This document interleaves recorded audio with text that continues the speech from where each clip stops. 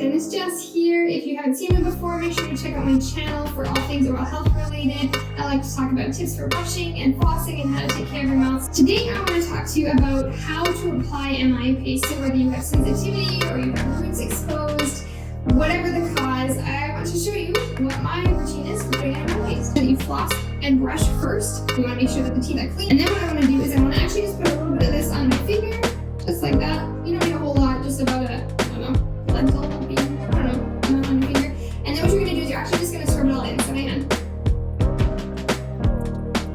Just let it soak in. You can spit if you have a little bit of it. So I have some extra in my mouth right now. You can spit it out. But then actually you just want to let it soak into your teeth. So usually what I will tell patients is to actually just let it soak into your teeth overnight. It'll help to decrease that sensitivity. It'll help to prevent cavities. It also supposedly helps bite. To add it to your routine, it definitely is a nice little benefit to